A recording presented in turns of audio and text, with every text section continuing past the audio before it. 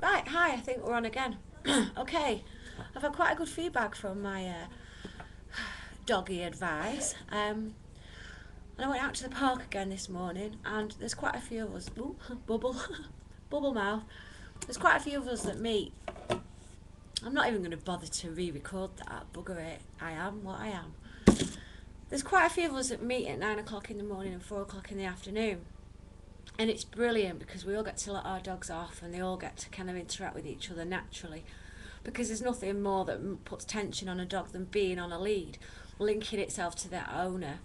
And the owner often passes their anxiety and their stress straight down the lead. There's nothing worse than two dogs meeting and one is on a lead and one isn't.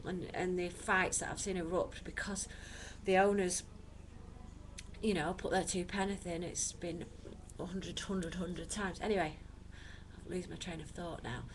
Just wanted to quickly say, the lady on the park today with the little Jack Russell, it was suffering from anxiety. There was lots and lots of dogs around, and it kept just barking at the owner's ankle. And all she did was go, "It's all right, it's okay," and pet. And again, what I talked about in my last video, she just made the matters worse.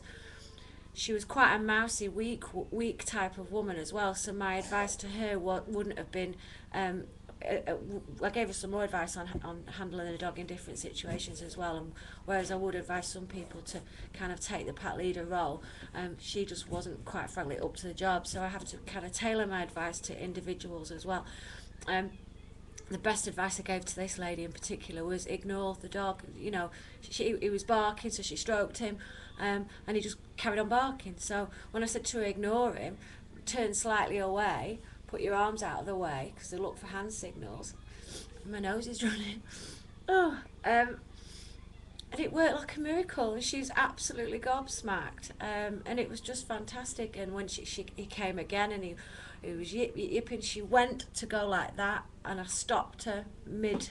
I said, no, don't. I know it's difficult, and it is difficult because we want to comfort. If it was a child that was in anxiety, we'd want to comfort, and that would work with a human, but with a dog it just serves to accentuate it.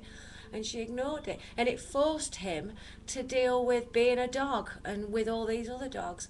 And within about 5 or 10 minutes of knowing he wasn't going to get comfort and hide between his owner's legs, he was out there, he was having fun, and it worked. Again, the next time she brought him back to the park, she would have to exercise that again. I mean, it's no quick fix, but eventually they get the message. Behaviours ingrained, positive behaviours stick, and negative behaviours fall by the wayside. Again, I don't work with the treat system very often. I expect good behaviour from my dogs, and the treats that they get is a roof over their heads, a warm bed, food, and the odd bit of affection here and there. A dog has its place, and they're happy in that place. Do not be fooled that a dog thinks that you won't like him if you tell him off. He'll like you more for it. Right, on that note, I'm going. Bye bye. Excuse all the cock ups. Draw.